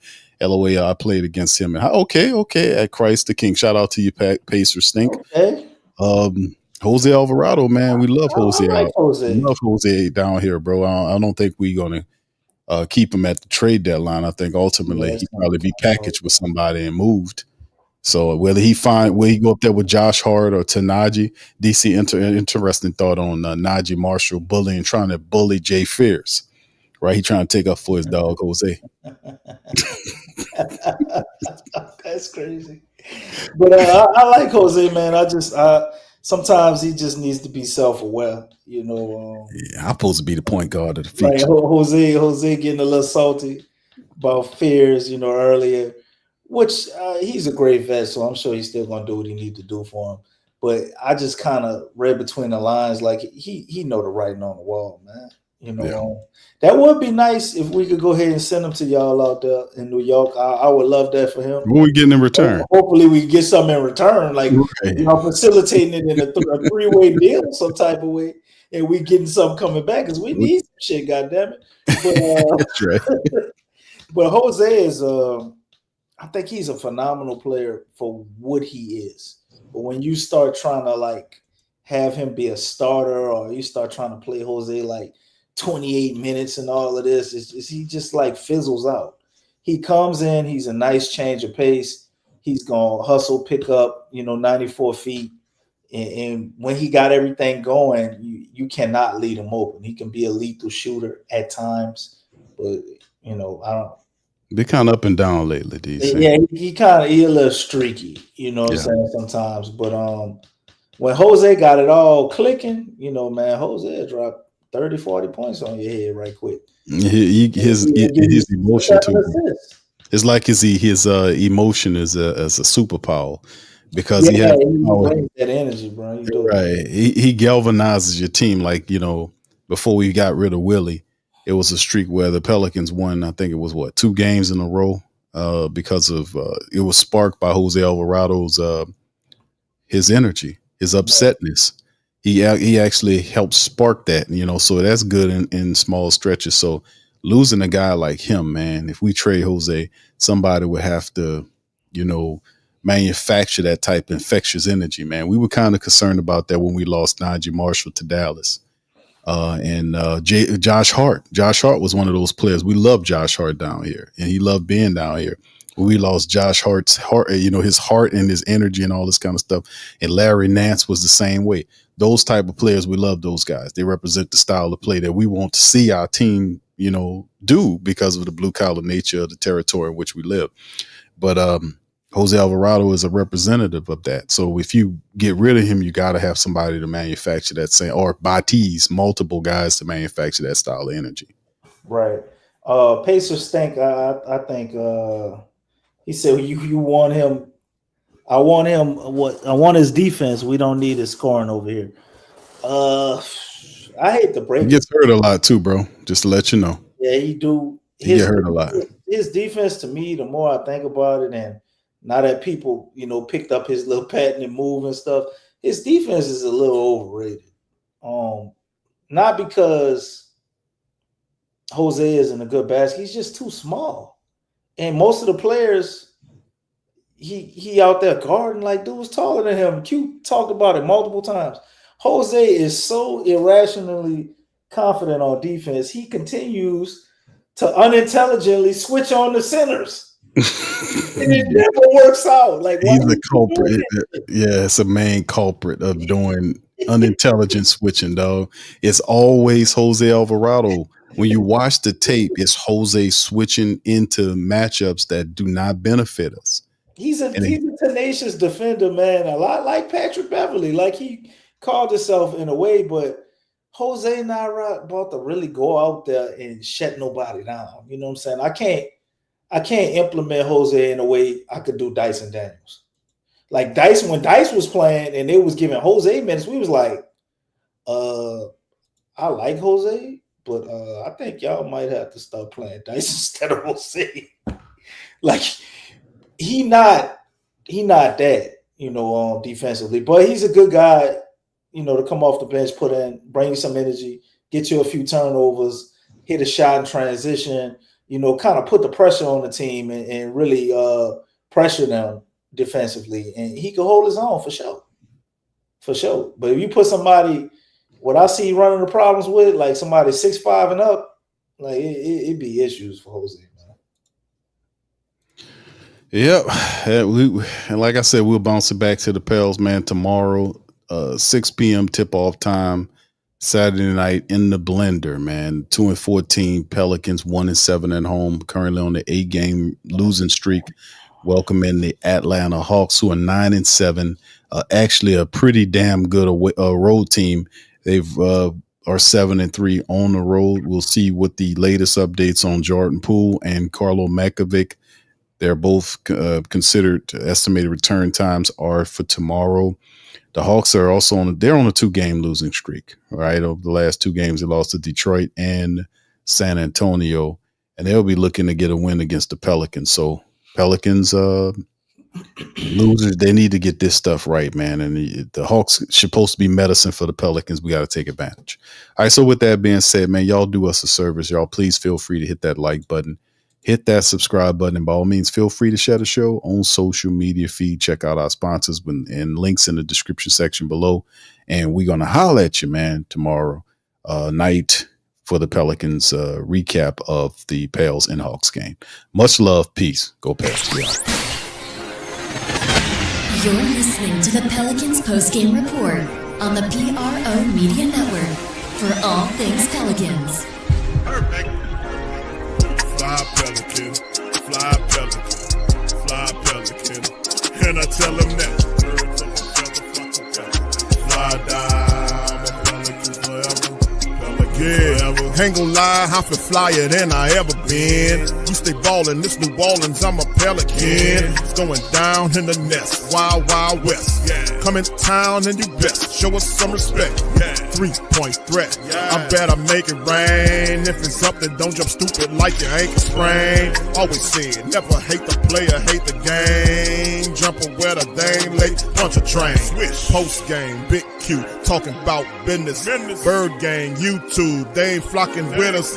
Lock up the division mission, get into the finals. Finish competition, then it's going win the title. I know this flyer than you can get. Such a threat that the refs just might call a tag. You could double, you could press, but you can't check. Right, left, slide by you like a Eurostep. Fly Pelican, fly Pelican, fly Pelican. And I tell them that birds of a feather flock together. Fly down, I'm a Pelican forever. Pelican forever. And never, and never, and never, and never, and never, and never. Say birds of a feather flock together. Yeah, fly down, I'm a Pelican forever. Pelican forever.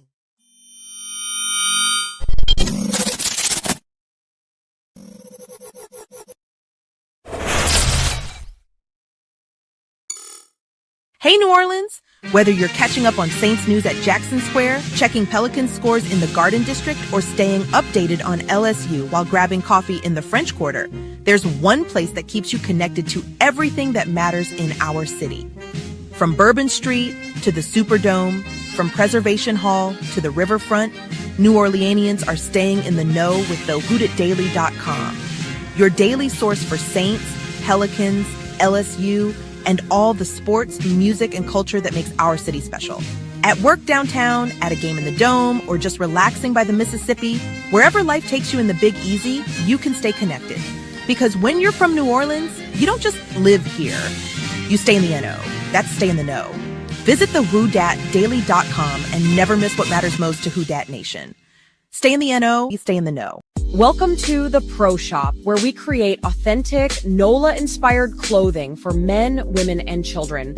From Saints jerseys to Pelicans gear, everything's crafted right here in New Orleans. Whether you're shopping the Pro Shop, the Pel Shop, or the Pro Shop Kids, we've got your whole family covered with genuine merchandise that represents our city's spirit. Check for links in the description section below.